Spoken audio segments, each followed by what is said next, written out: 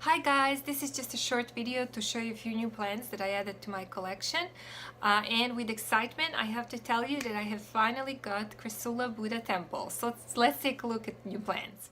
So here it is. I'm so excited. I was so happy when I received this plant. It's just such a healthy looking Crassula Buddha Temple, and it had such a nice growth, so it's so uniform.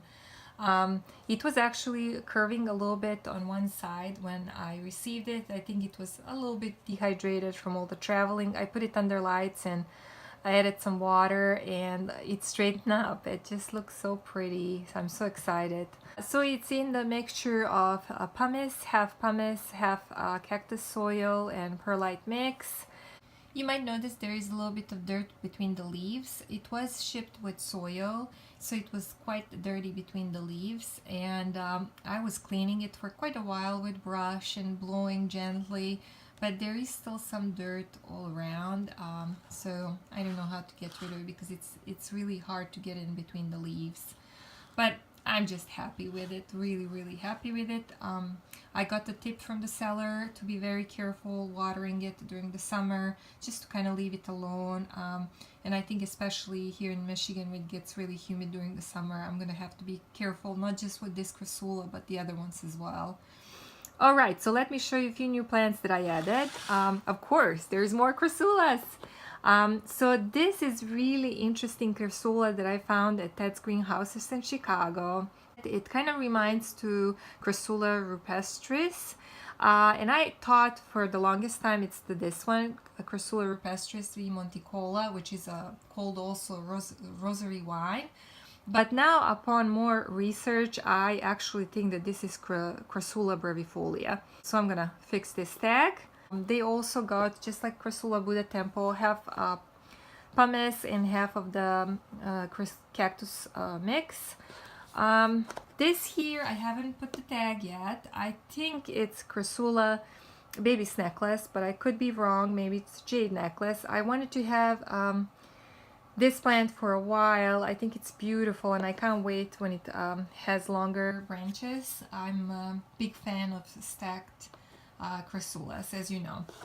And then when I was in Ted's greenhouses in Chicago, I saw this beautiful Monodenium ritchie. So I can't recommend you enough to go to Ted's greenhouses if you're close to Chicago.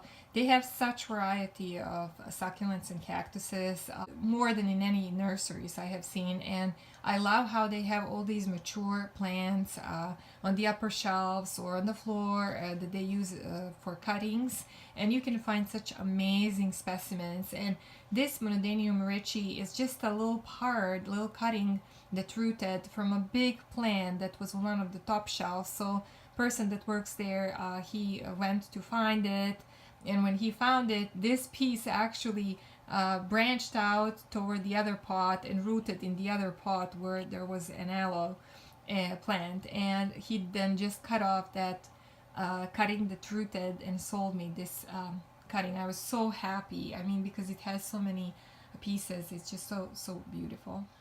If you remember when I bought the tephra cactus a few months ago, I don't know if you watched this video, but somebody suggested that my tephra cactus, which is here, is monodenium, and I was pretty sure that it's not, but you can see now the difference between the two.